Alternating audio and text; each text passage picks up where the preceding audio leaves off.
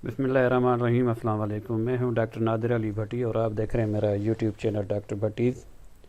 अगर आप मेरे चैनल पर नए हैं तो मेरे चैनल को सब्सक्राइब कर लें, साथ ही बेल बटन को भी प्रेस कर दें ताकि हर आने वाली वीडियो की अपडेट आपको बर वक्त मिलती रहे। आप मेरे चैनल पर जान पाएंगे अपने सेहत के तमाम मसाइल और उनके आसान हल अकॉर्डिंग टू अल्टरनेटिव मेडिसन। तो आज की जो वीडियो मैं बनाने जा रहा हूँ वो है homeopathic mother tincture series by doctor भट्टी। और आज की जो मेडिसन है वो है अबेस नाइग्रा। अबेस नाइग्रा है, तो जानते हैं इसके बारे में। और जहाँ पे अहम अलामात मैंने लिखी हुई है, आम जो देखने वाले हैं, जो व्यूवर हैं, जो डॉक्टर वगैरह नहीं हैं, तो उनके लिए मशवरा ये है कि ये जो अलामात मैंने लिखी हैं इनको आप देखें। तो इसमें जो भी अलामात आ रही हैं, 10-15 जो भी अलामात आ रही हैं, अहम अलामात मैंने लिखी है और आसान और आम फहम लैंग्वेज में बताने की कोशिश की है ताकि आम लोग इसे बआसानी समझ सकें। फिर भी मेरी एडवाइस ये होती है कि अगर आपको कोई कॉम्प्लिकेशन है, कुछ ऐसी बीमारियां हैं, अगर आपको हाई ब्लड प्रेशर है, दिल की बीमारियां हैं, स्पेशली या क्रॉनिक डिजीज़ में हैं, तो मशवरा यही होता है मेरा कि आप किसी अच्छे डॉक्टर के साथ मशवरा करें और उसके मशवरे के मुताबिक ही दवाई को यूज़ करें, सेल्फ मेडिकेशन ना करें। तो बहरहाल ये आम अलामात आपको मैं दिखाई देता हूँ कि ये जो अबेस नाइग्रा के बारे में हम बात कर रहे हैं, तो इसमें सबसे ज़्यादा अलामात मैदे की अलामात आएंगी। आपको जो भी इसमें देखेंगे मैदे की अलामात होंगी। मैदे की अलामात को अहमियत हासिल है। ऐसे अमराज जिनमें मैदे की तकालीफ भी हों तो बेहतरीन नताइज देती है। तो मेरे तजर्बे में जो आई है ये दवाई, तो ये खुसूसन मैदे की दवाई है और इसमें आप आगे जानेंगे कि क्या क्या मैदे की हो सकती हैं तकालीफ। तो बूढ़े अफराद में बदहज़मी के साथ दिल की फ़ेल की ख़राबी हो, तो दिल के फ़ेल की ख़राबी, दिल के पेशेंट इसको इस दवाई के साथ मेडिकेशन करने के गुरेज करें। तो ये जो अलामात इसको समझें कि ऐसे अफराद, बूढ़े अफराद जिनको बदहज़मी हो और साथ में दिल की फ़ेल की ख़राबी हो, तो वो अपनी बदहज़मी का इलाज इस दवाई से करें, ना कि दिल का इलाज करें। ऐसी तकालीफ जो चाय और तंबाकू या दीगर नशावर अद्वियात यानी या जो भी अशिया हैं उनको इस्तेमाल करने से होती हों, ऐसी तकालीफ ये उसमें भी बेहतर काम करती है। अच्छा, इसकी एक अलामत है कि मरीज़ तमाम दिन सुस्त रहता है और तमाम रात जागता रहता है। अब ये होम्योपैथी के टर्म के हिसाब से एक अलामत है, लेकिन जहाँ तक मैं समझता हूँ कि ये ऐसा होता है कि मरीज़, स्पेशली जो ओल्ड एज मरीज़ हैं, वो तकलीफ़ की वजह से रात को सो नहीं पाते, तो फिर वो सारा दिन सुस्त रहते हैं। तो ये अलामत उसको रिप्रेजेंट कर रही है। खाना खाते ही मैदे में दर्द होता है, मैदे में गोले का एहसास जो तकलीफ़ दा होता है।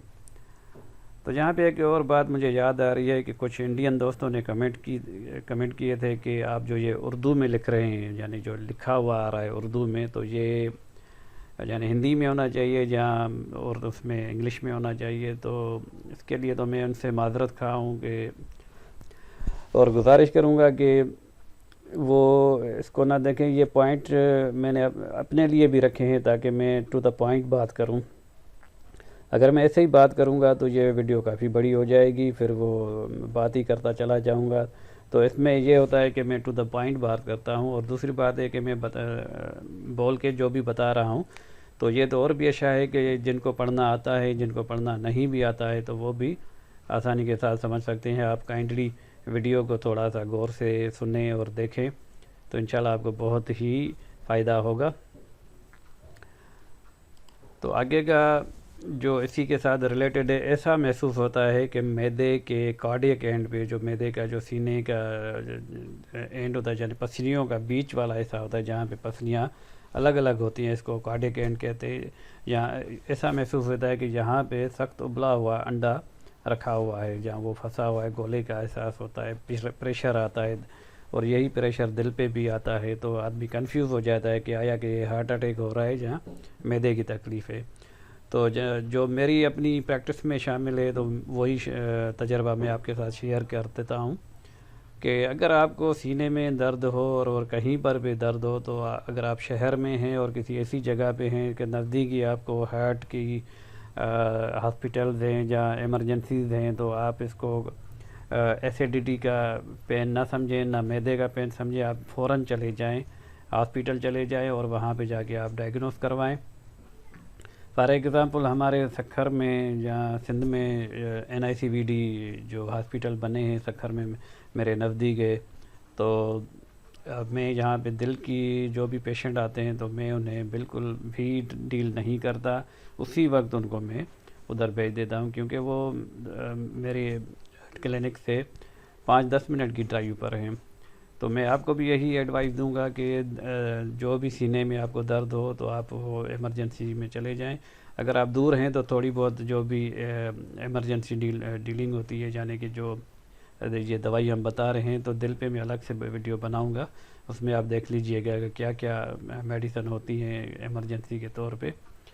تو اینی وے یہ دوائی معدے کی تکالیف کے لیے نہ کہ دل کے لیے، یہ تھوڑا سا ذہن میں رکھیں۔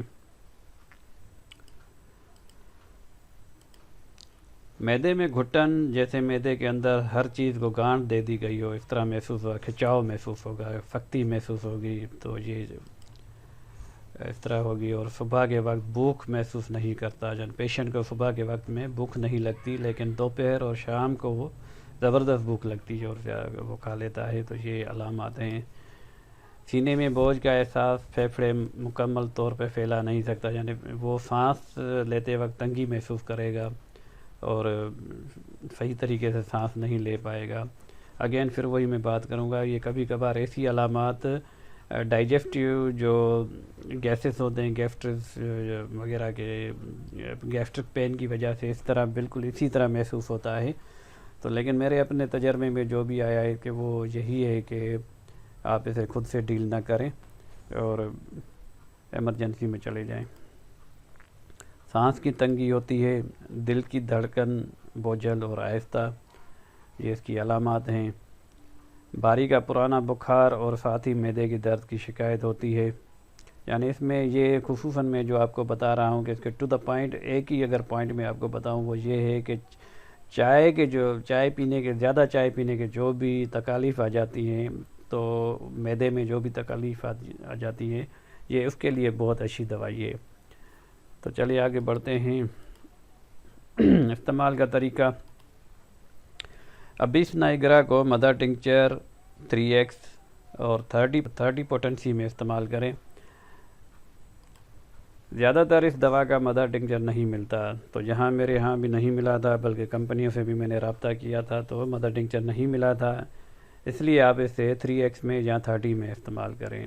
ایک چیز استعمال کریں، دونوں ملا کے استعمال نہ کریں۔